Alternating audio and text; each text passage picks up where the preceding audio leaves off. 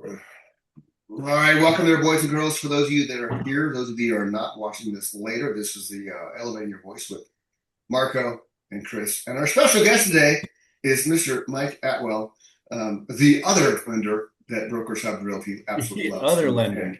Nice. well, when Jeremy's on, he's the I'll other take lender. So that. it's the other lenders, it's the other lender show. Good morning. Good morning. So we didn't send you anything questionnaire wise, which I kind of like because then it's just more of a raw conversation. I like that. So we don't dwell obviously completely on the industry because that's why we have fireside chat.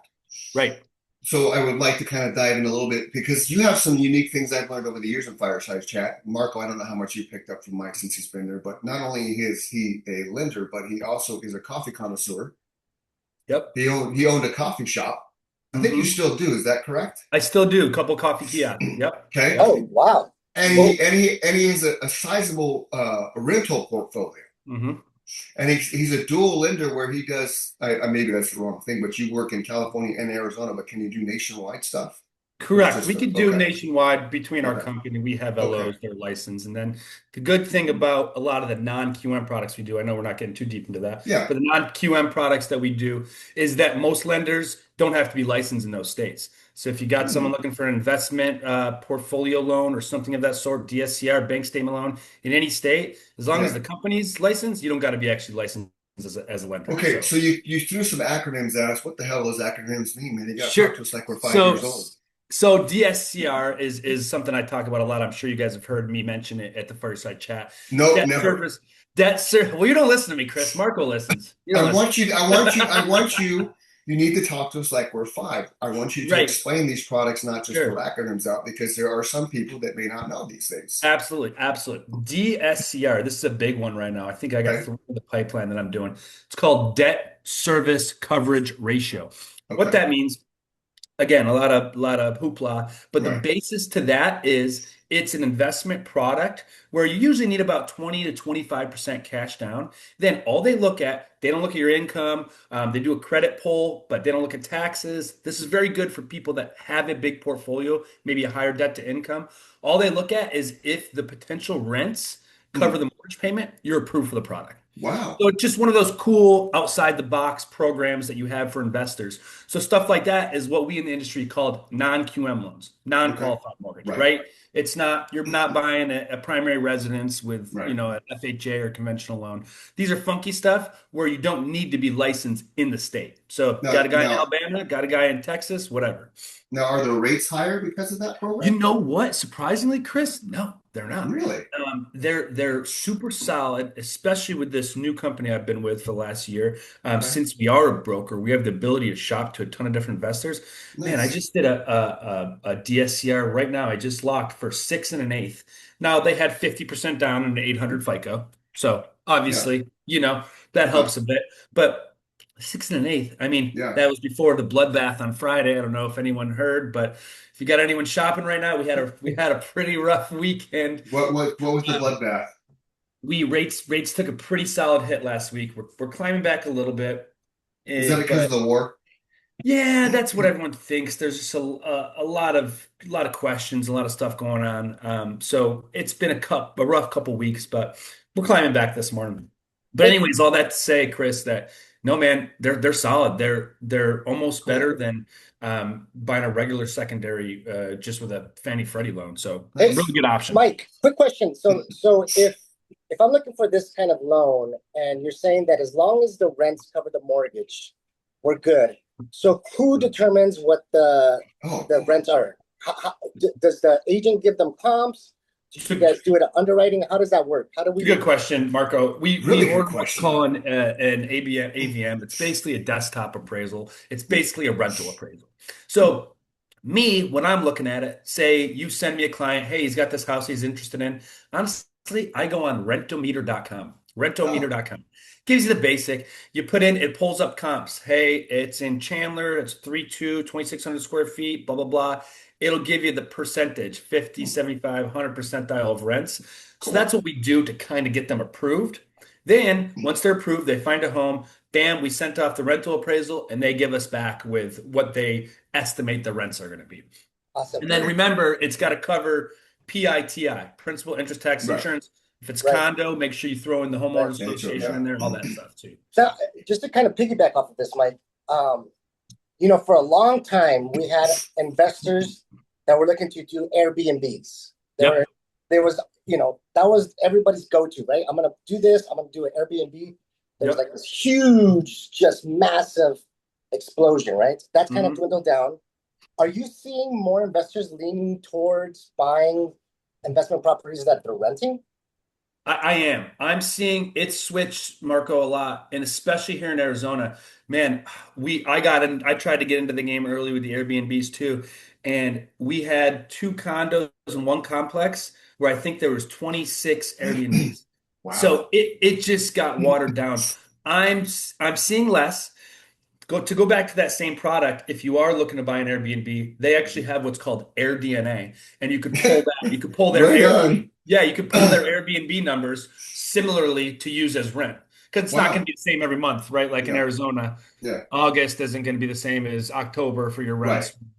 But to answer the question, I'm seeing a lot more people buy second homes, buy investment properties longer term Hmm. instead of Airbnbs.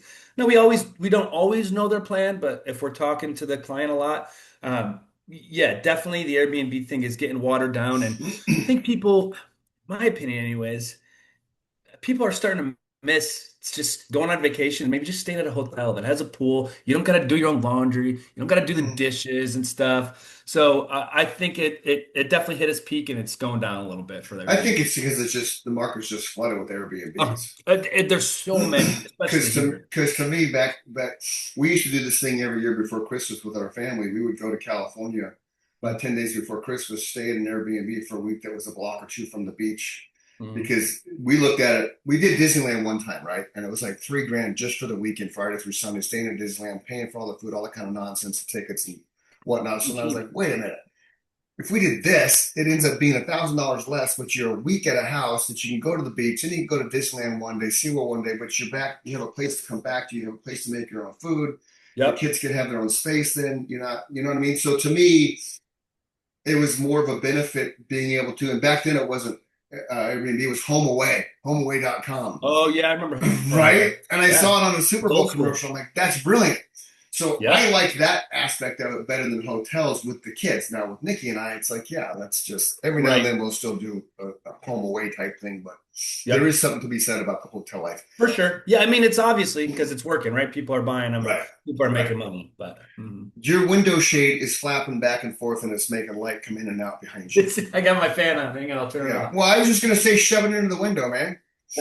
Oh, we're good. I The was window, the wind's kind of blasting in here I'm anyway. just gonna shove it in the window because then you get these every now and then you get these lights, you know. It's my strobe So light I got on the back. right. So that's the lending side of Mike. Well, let's talk Yeah. about the whole coffee world and how did that come about? And where are these shops at? What I've heard you mention you go and like pick out coffee beans and shit. So let's go down Yeah. that path because I like the human Sure. side of life. Yeah. Well, it started back when I came down here to go to ASU. And I moved down here when I was 19 out of high school. Okay.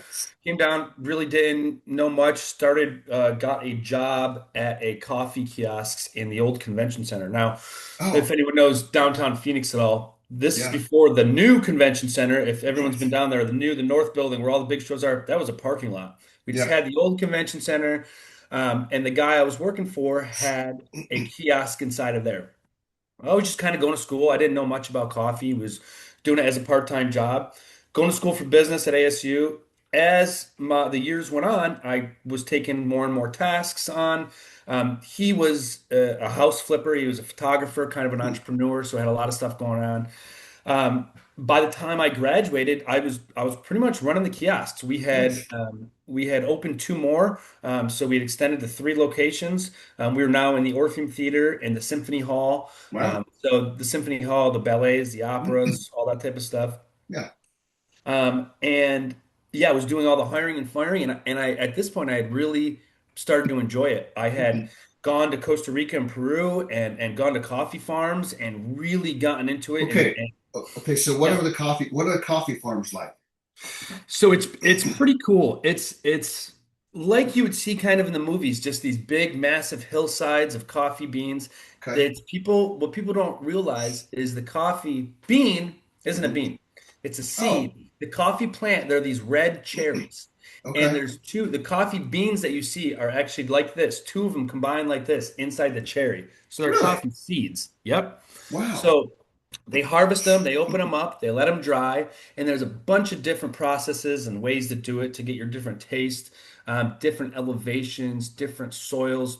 It's, you know what, it's very Yeah. similar to wine. I know everyone in Really? Fireside Chat, besides you, Chris, Yeah. Yeah. enjoys their wine. So So it's does it smell like coffee? not at all, not at Okay. first. No, Nothing. so it's the beans are green, the seeds are green. Okay. So they're Okay. green seeds, and then not so you roast them, you cook them is when they Really? start experiencing that change and get to be that coffee flavor that we know. So is this a human thing when you like it's not a machine, it's a person that has to pick the beans? So in the States, in Hawaii, where they harvest them here a lot, yeah. Where I Okay. went, it was all but done by hand. They were picking each Wow. individual cherry by hand. Then, of Wow. course, they have machines that sort them and sort out Okay. the twigs and the leaves and stuff like that. And then they laying them out on these big, huge drying racks. Wow. And they have, machines to transport them and stuff. But a lot of it in a lot of these countries where most of the coffee comes from Yeah. is still done by hand, which is pretty cool to see. Wow. Um, it's a delicate thing. It's Yeah. again similar to wine. A lot of the vineyards, even in here in California and stuff, they still pick the grapes by hand because they don't want to damage them. Right. I So figured for it grapes, is a yeah. very hands-on thing. Okay. So you have a coffee bean that's a seed. So inside the seed Yeah. there's two beans and they're green. They call it a bean because it looks like a bean, Wow. but it's seed. It's coffee Wow. seeds. Yeah. So That's if you want to crazy. be annoying at a coffee shop, call them coffee seeds or something like that. I know. Okay, so there you go. So you got your kiosk, you ran free, and now you went to Costa So, Rica to well, check our so at coffee. this So yeah, point, I was yeah, I was working, for this gentleman, and yeah. I was kind of doing everything. And then he gave me the opportunity. He wanted to move back to the East Coast with his family, Hmm. wanted a little change in lifestyle, Yeah.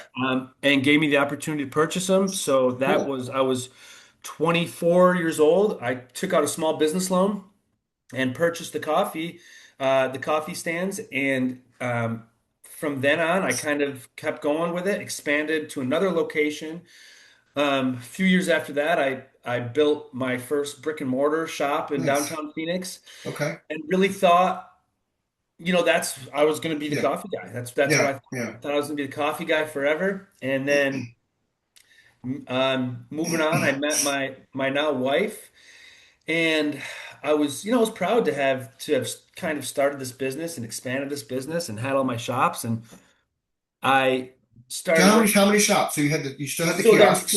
there's four kiosks Okay. and then one brick and Brick and mortar. mortar. Okay. Yeah, Fillmore Coffee in downtown Phoenix. Okay. Is it still there? It is still there. It is still there. I've since sold that one. Okay. But yeah, then I met my now wife and was chatting with her dad, who's in the mortgage business. Right. We've met him And at Fireside. he would always kind of, I always thought I was doing well and I was happy and everything was good. But she'd be like, "Hey, we're going to the house in San Diego. Hey, we're going to the house in Tahoe. Hey, we're Yeah. going to this. We're going on the Yeah. boat." Yeah. What the hell does your dad do? Yeah. I gotta Yeah. talk to this Yeah. guy. Yeah. So then her dad kind of started to recruit me. I could tell he was kind of. I was like, Mhm. man, I don't want a business job or a Yeah. desk job. I don't want to sit Hmm. behind a desk. And so, Yeah. Mike, it's not like that. How about you Yeah. come, you fly down, shadow me for a few days. I'll show you what we do. And it wasn't like that. Yeah. Obviously, there's a lot of analytics and Sure. a lot of guidelines, and there's a lot of stuff to do. But it's really about making relationships. It was Hmm. similar to coffee. It really Yeah. was. You're talking to people, you're getting to know them, you're getting to know what they like, what they want, Hmm. a need that they have, Yeah. a mortgage or a house, they need a coffee, they need a food or whatever it is. Right. Obviously, a lot different, a lot bigger scale. But Sure. I really liked enjoying it. And I did have the ability to delegate a lot of my coffee business to a really great team and really great employees I have. So now I've went full head first. It's been 7 years in the mortgage business, and still have my passion job as the coffee thing.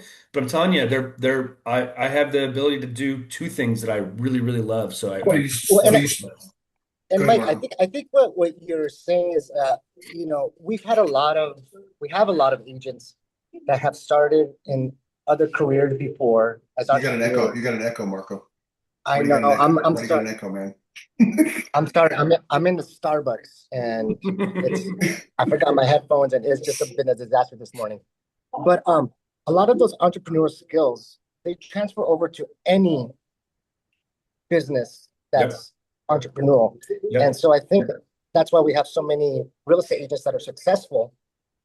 We're entrepreneurs or have the entrepreneur Totally. spirits because those are soft skills that you just learn and they translate over so well.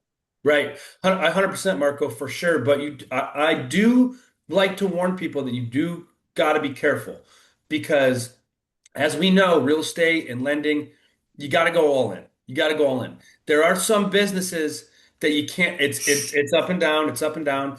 So that's why it is great to have another thing. I'll tell you, in a couple of these down markets, I might have had to go look for a different job if I didn't have another source of income, honestly. But a good thing about not having a source of income is if you are, a lender or realtor, then there's no taking no for an answer. You got to make money. You have no Mhm. choice, and that's where I tell people to be careful. If you have something to fall back on, we've all been at a bar at a restaurant and we're having a drink and we're like, I'm a realtor, and the server is like, yeah, me too, and you're like, Yeah. are you? You know, are you? So that's why you got to be careful. And again, I have a great team that runs the whole coffee side of things. I'm very minimally involved now, just kind of surface level. Because you got to go fully all in. But you're totally correct, Marco. I learned a lot of the skills that I have now, from the coffee business, from being an entrepreneur, from being self-employed. As we know, we're all self-employed every day. We wake up self-employed, looking to find new clients. And that's the same thing, man. You got to go out there. You got to get people to like you. You got to know what you're talking about. In the coffee industry, you got to, someone comes in, goes, I got a question. I'm like, what? Ask me anything. Ask me Yeah. about the soil. Ask me about, whatever you want. Come on, fire away. It's got to be the same thing. You got to show that passion in this industry too. But So you still own the four kiosks? I still have the four Cool. kiosks. Right Yeah. on. Yep. So both convention centers, the Symphony Hall, and the Orpheum Theater. Nice. Yeah. That's cool.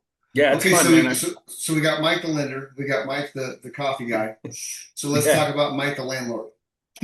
Sure, How did sure. that So, happen? How did that happen? Like well, you're going actually, from coffee and shit, and then you decide to get in the lending business. I'm assuming the rental portfolio began somewhere after becoming a loan you officer. know what? Surprisingly, Yeah. no. Really? I was at the coffee shop. This is when I had my brick and mortar Fillmore Okay. Coffee, Okay. and I had right across the street, as I'm sure you guys know, is the ASU Law School, and I had a lot of the law students come in there, Oh, and yeah. I'd make friends with some people. I was there every day, Yeah. and I made friends with these two guys, and they would come in and they would be studying for the bar, and they were in there all the time. We'd kind of shoot the shit and do our thing, and we just started getting into a conversation about potentially, buying some Airbnbs. This Yeah. was Oh, this was pre-COVID.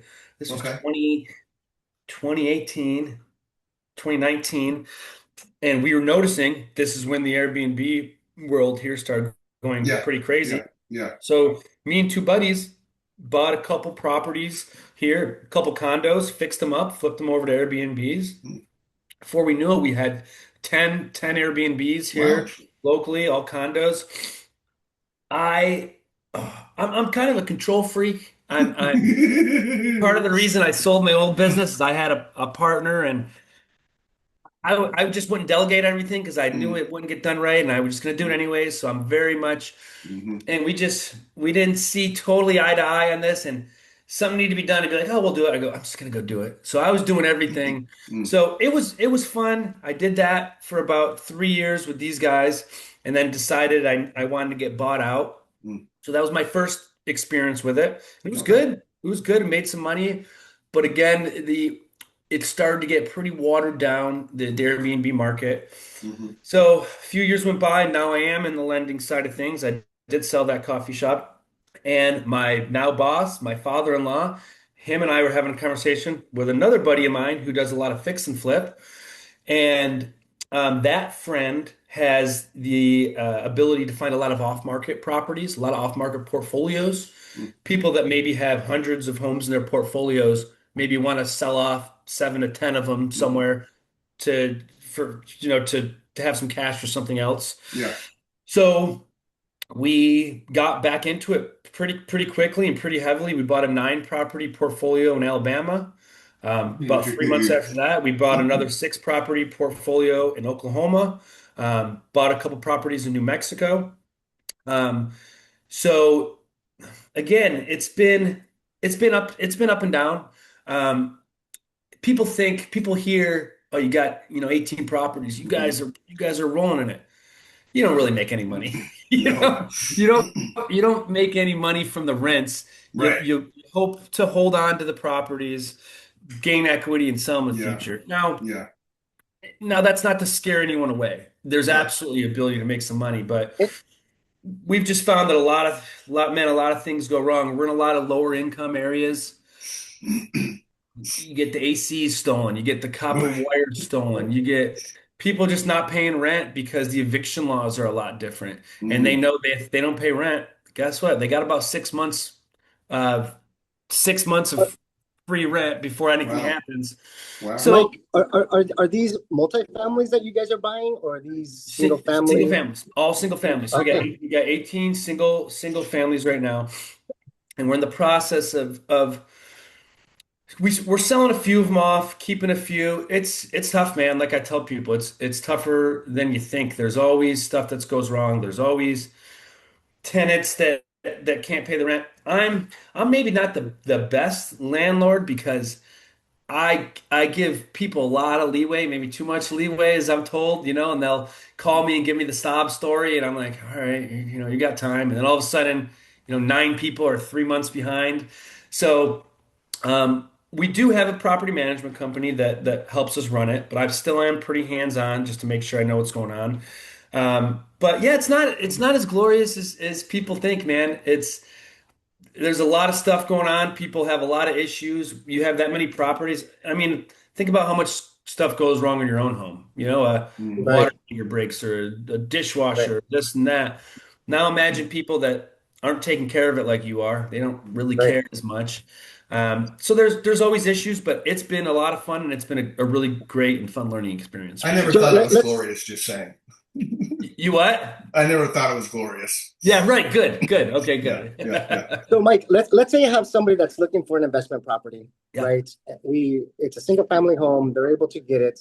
Um, where, in your opinion, when do you think a small mom and pop investor should start looking for a property manager? Is it after two properties? Is it how busy they are? I mean, where do It's you think It's that they it's should sit totally at? dependent, Marco. And now, when we bought the 9 unit portfolio first, and I was trying to manage those, and immediately realized I was a little in over my head. Now, why I'm in over my head is because I wasn't local. Maybe if they were here and if it was a local market, it's a little easier. But yeah, man, it's totally dependent. Now, if that's going to be your only thing and you're going to be a property manager, go all in on it. If you have a couple other businesses like I do, I immediately found that I was a little overwhelmed and I Mm. wasn't, I mean, property managers in most states are about 8%. They take about 8% of your rents. Yeah. So you find out pretty quickly that that's pretty worth it. But I think if you have one or two, try to do it yourself. I mean, it's easy to jump online. You get legal documents, you get leases, you get everything with DocuSign and everything like that. Then you really know the ins and outs of it. So then when you do hire a property manager, you know what to expect. You know what you're looking for. Instead of just fully throwing your trust in people. Again, going back to that, how I'm bad at fully trusting people. We've gotten screwed over a few times, man. Yeah. You got to keep your finger on the pulse with stuff. It could be mistakes, it could be overlooks, could be people trying to steal your money. So do a lot of research into the property management, look at a lot of reviews, talk to people in the same industry that know what they're doing. But yeah, I think it would be totally dependent on what you have the ability to do and how much time you have. Uh, are you always looking? Are you and your partner? I mean, are you guys constantly always looking, or are you guys kind of We're seeing where the not market is? we're not looking as much as if an opportunity arises, we'll have the conversation. Um, Now that we've been in a few of these markets, we know a lot of the people in the areas. We've used a lot of the builders, and they know that we're investors to to a point where it's not massive. A couple dozen properties, but they'll send us stuff here and there, and we found properties. I found one. I went to visit my property in Oklahoma, and we built it. And I knocked on the door next door, had a conversation with the guy, and we gave him a cash offer, and we bought his house 6 months Nice. later. Right So on. that's so there's at first he didn't want to talk to me, and I'm like, we're just wondering how long you've lived here, what's going on, what your plans are, and we bought that house and we flipped it. So we're just looking for we always are looking for good opportunities, but it's tough right now to make money, and it's a lot of the markets where we are, it's tough to find good tenants. And oddly enough, what I've found is lower income tenants are usually better tenants. We Mm. have some really kind of rundown areas where we've bought some houses and we've flipped them, and then these people are just very, very Grateful. thankful Hmm. to have a place to live. I Yeah. have this one funny story that I tell, that one of my properties in Oklahoma, the tenant called me. This is when I was still managing, and she calls me and goes, Mike, I'm really sorry to bother you, but our pipes have been frozen for 2 weeks. I go, what do you mean you're sorry to bother me? Call me immediately. First of all, you're screwing up the pipes in the house. Second of all, what are you talking about? Could you call me immediately? We'll take care of it. They don't want to lose the house. They're very happy to have a place to live. They usually pay their rent on time. And then as you get into little higher income areas, the people are sometimes a little bit more of a pain in the ass, I'll find, Yeah. which is I can funny. see that. I can Yeah, see that. right? Hmm. We're gonna let's shift gears a little bit. Let's go back to the lending side of the world. Sure. I like how this is kind of shifting. So I want to know how you prospect for leads and what a good realtor is for you. By that I mean, what kind of drive do the realtors have to have Right. um, for you to work with them as their lender? Like obviously, Marco and I both know that if we said, "Hey, Mike, let's be my lender," you jump at the chance because we're fantastic. Of course. Of course. But Well, how do you find realtors? How do you prospect for leads? So we kind of get an idea of that because everybody does sure. that differently. Sure. Well, I walked into Broker's Hub about 6, 7 years ago. Funnily enough, I think I walked in with some of my cold brew coffee. That was my thing, and Nick was there, and he invited me to fireside chat. So, I mean, one way is just walking in. Oddly enough, you guys at Broker's Hub are one of the few brokerages that people are at the office. So that's a lot tougher to do that these days. Pre-COVID, there was a lot of people at the office. That's a lot di more difficult now. Now I go to I'll do open houses. I'll go chat with people at open houses. I'll go to this past Thursday I went to an AZ entrepreneur event. You go and kind of shake hands. Mhm. I go to a lot of the caravans where I'll speak. I speak often at the Fountain Hills Caravan. I'll go up there and kind of give my spiel. As far as finding a realtor that wants to work with me, I'll be honest with you guys, that's anyone. We want anyone that wants to work with us as a partner. Hmm. And and that's just to start the relationship. Now we might get into it and find that they're one of those part-time realtors that just wants us to come and send them some marketing material and sit in open house and do this, and we'll give a lot of leeway, but if we're not getting business, we're not going to really waste our time on it. Yeah. We like to focus on high earning and high working individuals and agents, obviously. If I do meet someone at open house, I'll come home, I'll pop their name into our system and see how many loans they've done. We've all seen, the girl or guy who looks real nice and drives a nice car and has all these videos and the stories, and they're all at these luxury houses. Oh man, they must crush it. And you jump on and they've, done one transaction in the last 14 months. So you got to be careful with that. It's not always what it seems. As we all know, Mhm. 20 to 30% of the agents do 80 to 90% of the business. So 77.1% of all realtors in 2025 sold this many houses. 77%? 77% of So all zero? realtors. did zero sales across the That gave country. me goosebumps. Okay, so then That but stressed check me out. right, but so check that out. So 77%, right? So then the rest of those, right, aside from what is Right. the top 10% sold four houses. Right. Yep. So you essentially really have what is it like 1.2 million realtors now in the country? Yep. 77% of those didn't do shit.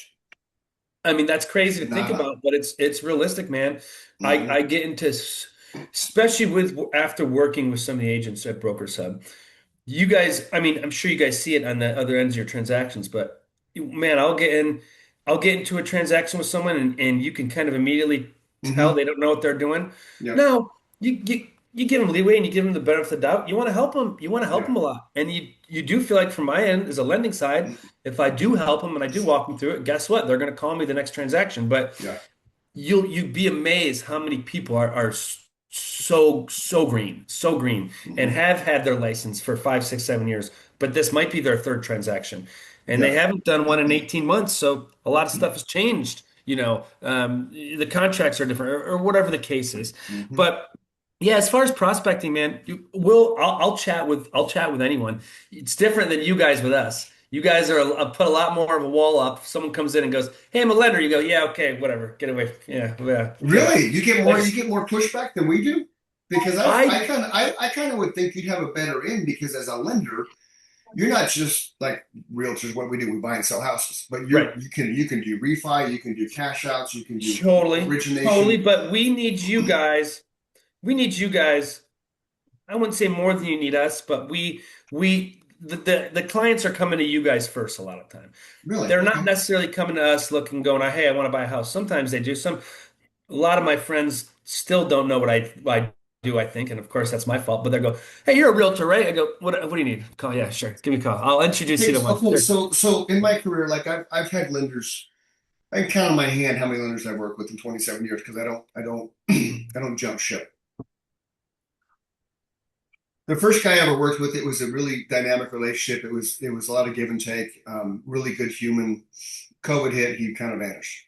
I'm sorry, Hmm. not COVID. The market hit, he kind of Yep. vanished. So then I ended up working with this realtor from Nova, or lender from Nova Home Loans.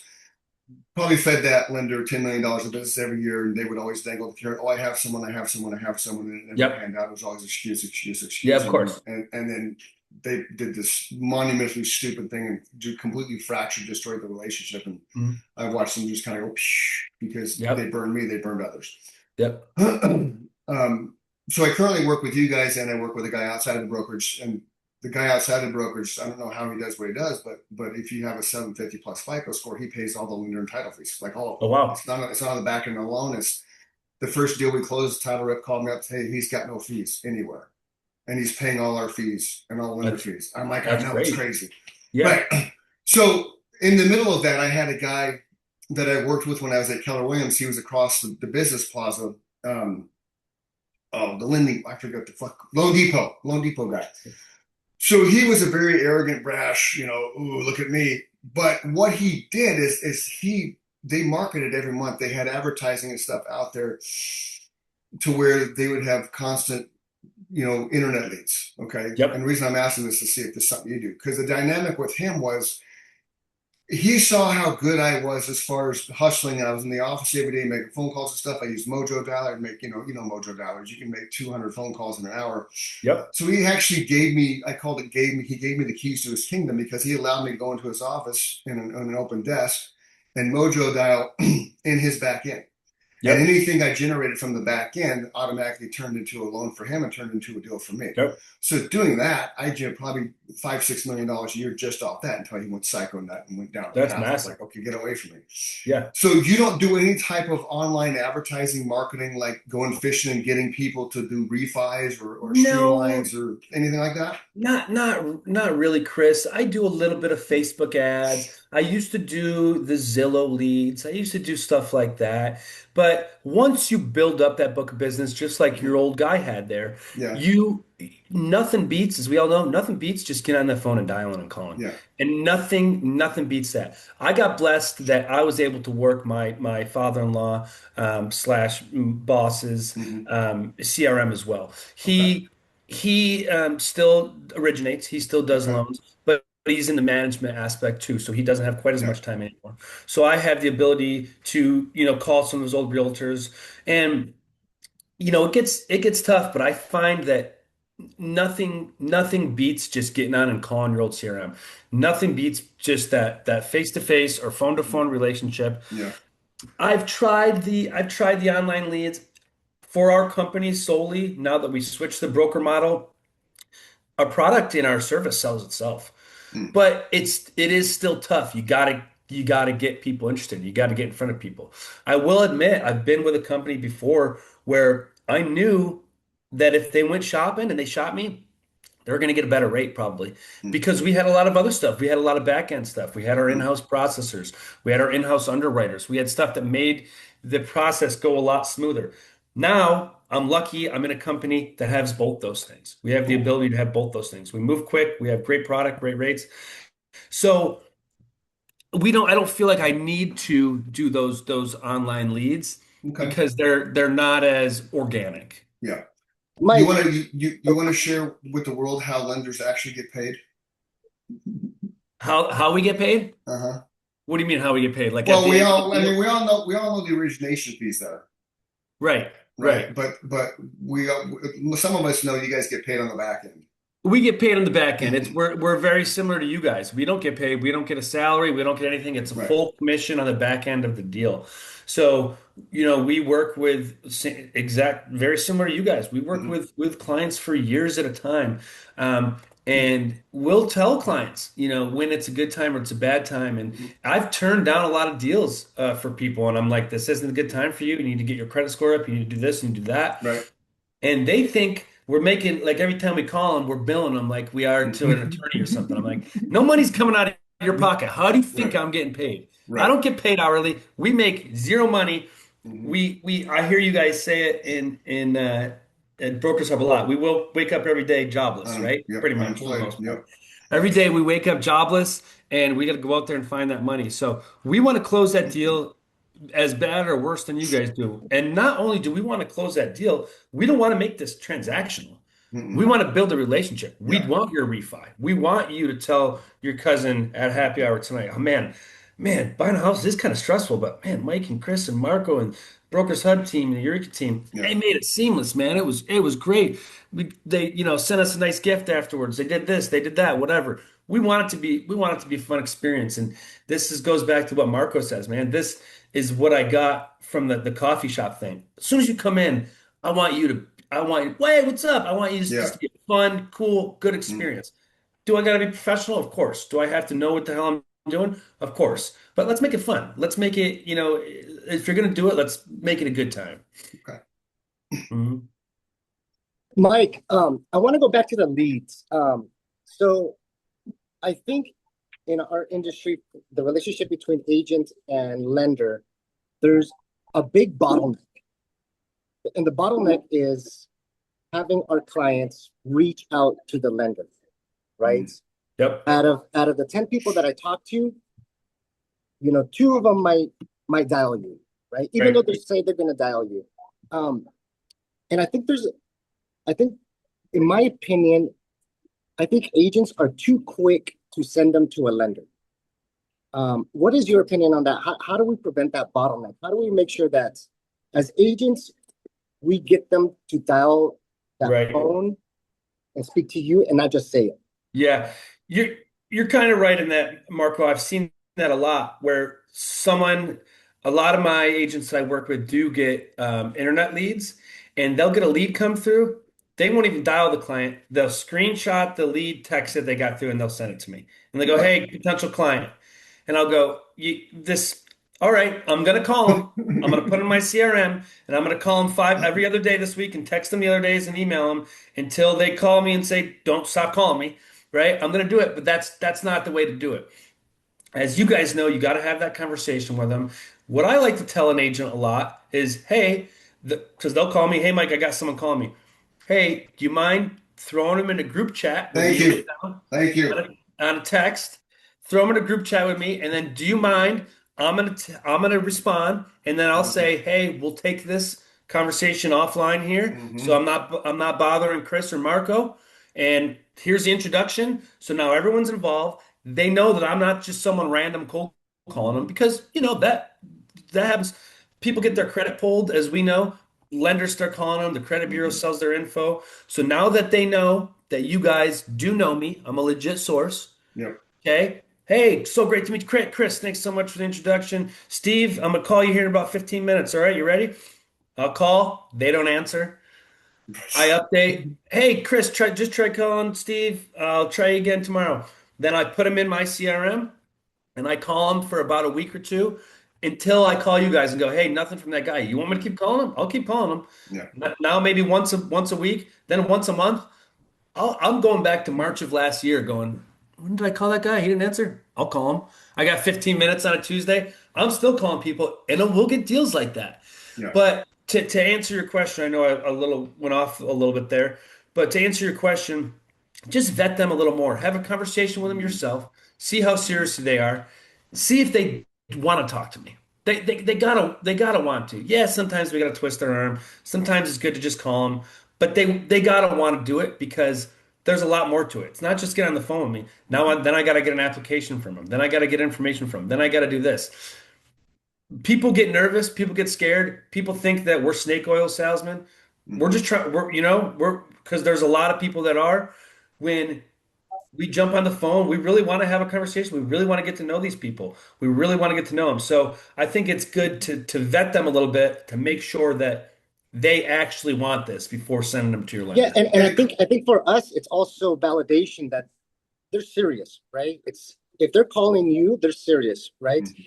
Right. And I think a lot of people, when they make that call to that lender, it becomes real, right? You Yes. can you can talk with a agent all day long, everything, but once you talk with that lender, okay, now we're going deeper and we're taking that actually that big first giant step of making sure they get But pre-qualified. that's what I like to tell people too, because they do get nervous because they think once they're calling me, clock's ticking. All right, Mike's waiting for me now. I kind of break it down to people and go, hey, this is just a conversation we're having.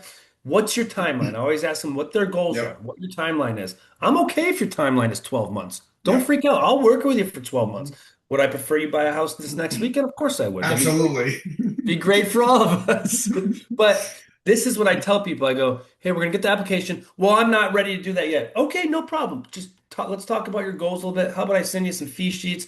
Hey, the application is completely free. No, I don't want you to. I don't even got to pull your credit yet. So I kind of talk them off that ledge because now they think they've hired me. They think I just got had a conversation with Mike. Now I'm hired him. Now he's not going to stop calling me till I buy a house. I go, hey, if you want me just to check in once a week, kind of let you know what the market's doing, that's Mhm. great. If you want me to light a fire under your ass, I'll do that too. You let me know what you want from me. I'm working for you now. We can go as fast or slow as you want. So it is good for people to know that, hey, the process has started, but we don't want to scare them away either, right, Right. Marco? We don't want to scare them away. The agents that maybe are calling them 3 times a day, you ready? You ready? Open house, open house. We do that as well, but we kind of got to meet somewhere in the middle to not make them too nervous. I think It's Nicholas those Yale has social something cues, to right? say. Social cues. You have Yes, to you have to you have to read your audience. exactly, Marco. It's just like when I talk to someone and I'm like, all right, am I calling this guy sir or am I going to call him man? What's up, man? How you doing, sir? Right. It's Yeah. and sometimes I go, how you doing, man? And they look at you and you go, oh, shit, I should have called that one sir. I fucked that Yeah. one Yeah. Go ahead, Nick. Go ahead, Nicholas Yale. What do you got, buddy? up.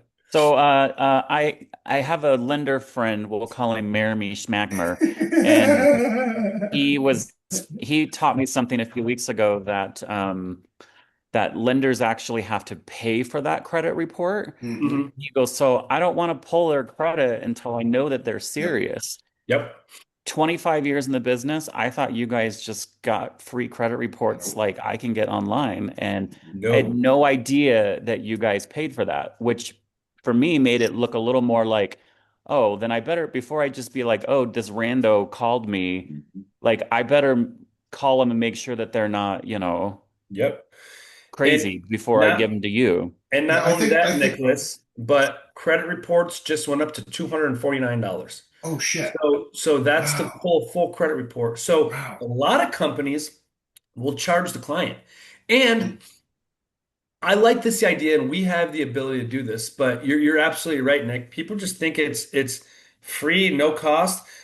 Every monthly meeting we have, Rich pulls up our credit report bill and goes, just so you Wow. guys know, Yeah. how many of these you turn in? Because Mike, you pulled 14 credit reports. How many of those Wow. we have in escrow? How many of these we Yeah. have going on? It's very expensive. You got some companies that will charge up front for the credit report fee. I see Now, pros. see, I see pros and cons to this. yeah. I see you put 250 in, Mhm. you're invested to me a little bit, but man, you better be a good salesman, right? To get one of these soft leads and get them to drop 250 on a credit report fee.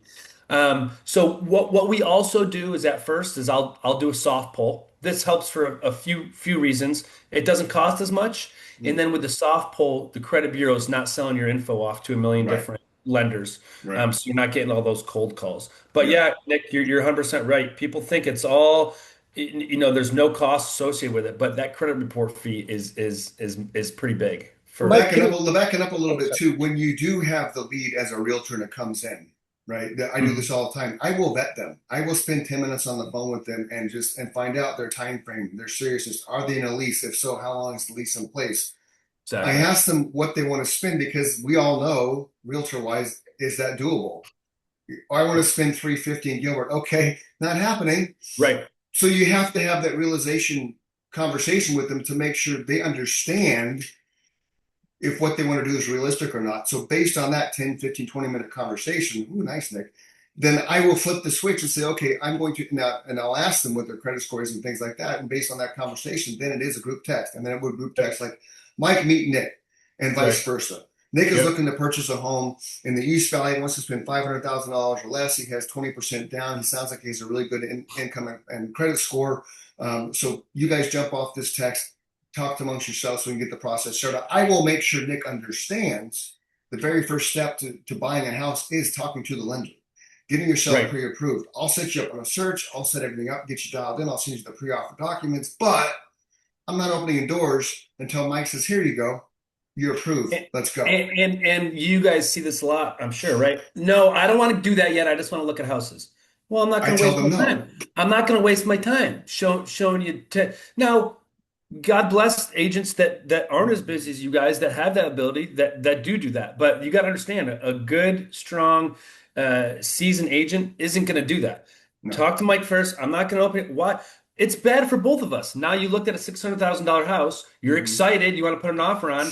Oh shoot! You just talked to Mike. You can't, finance a cup of coffee. Here's the What are you great going to response. Here's the great do? response to that. Would you go to the grocery store without a debit card, load up your cart Right. with food, get to the checkout line, and realize, oh shit, I left my wallet at home? Or not look at No. any of the prices Right. while you're cooking because No. you don't know how much No. it costs or what you can Right. afford, Right. No, you wouldn't. And they Yeah, all like, well, no, I would never do that. Exactly. What's the difference between buying a house and buying a right. cart of groceries? Nothing. You have to know what you And can again, spend.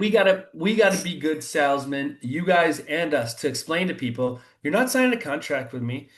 I'm just giving you some bit. I'm trying to help. I'm trying to help you get to the next step. Yep. Let's just 10 minutes, fill out the application, soft credit pull. You don't even want to do a credit pull? That's even okay. Give me an estimate what your credit score is. I'll put your income in there. We'll give you a basic idea. But if you really want to start shopping with Chris or with Marco or with Nick, Destiny, Mhm. you're going to need a pre-approval. We're going to need to Right. get you pre-approved because no one wants to waste their time. There could be, people still living in the houses. Now they got to get out of the house. Now they got to clean it. There's a whole thing. People just think, and I was guilty of this too. I remember when I bought my first house, I wasn't in business yet. God, my poor realtor probably showed me 40 houses. I just thought it was their job to pick me up on Sundays, take me out to lunch. I just thought that was part of their job, which There he is. kind of, but man, not really. I remember after I got in the business, I called her. I go, oh my God, thank you. I was a pain in the butt. She goes, oh yeah, you were one of my worst clients. But But for every one of those, you have the ones that you go show them three houses, they buy one because they've exactly, been looking online for a year because they've already exactly. seen everything But under the sun. but people just got to be a little more aware of what we expect. It's not all sure, we'll do whatever you want. Drop in a drop of kind. No, yeah, yes, I'm working for you, but I got to hire you as well. You're not just hiring me. I'm hiring you as well. So Yeah. Hey, Mike, we have about 5 minutes left. Mhm. The Feds just talked last Wednesday. Give us your interpretation of what we can expect from that announcement from Powell. well, we saw that there might be a Fed drop here coming up. The funny thing is that when we hear that, a lot of the times will have the opposite effect of what we saw. The market was already kind of preparing for a drop. You'll get that announcement, and then you'll see what we saw on Friday. Friday was the single worst day for rates, biggest movement, I'll say, that I've seen in my career. Now, this has kind of been happening over the last couple weeks. It has to do with a lot of the instability overseas, is what we think. Every time we get into another one of these wars, we just don't know. It's the instability. It's the not knowing what's going to happen is what causes these rates to drop. Now, it's really tough, man. And I hate to be out here saying I don't know what's going to happen, but that's really the only right answer. I see if who knows if we could trust what Trump's doing here. He says this is going to be a quick operation. It's not a war. It's going to end here in the next couple weeks. Hopefully that's the case. Everything starts getting opened up again, and rates start to temper off. What I see, Marco, to the long answer to that question is they start to get better. We're already coming back a little bit here this morning. I'm not locking in any loans that I have in escrow this week. I'll probably wait till next week.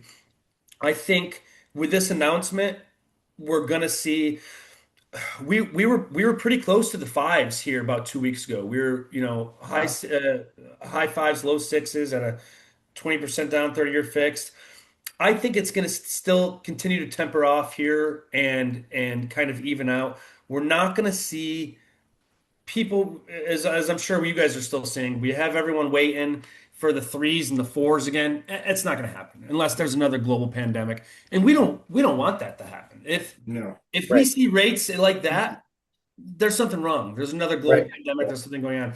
But I'm confident that we're in for high fives, low sixes here pretty consistently. They're going to go up and down like they always do, but I don't see anything massive changes Well, here. and I think the silver lining is that I think at the beginning of the year when the Fed said that we're going to have 4 cuts throughout the Mhm. year, I think buyers were okay.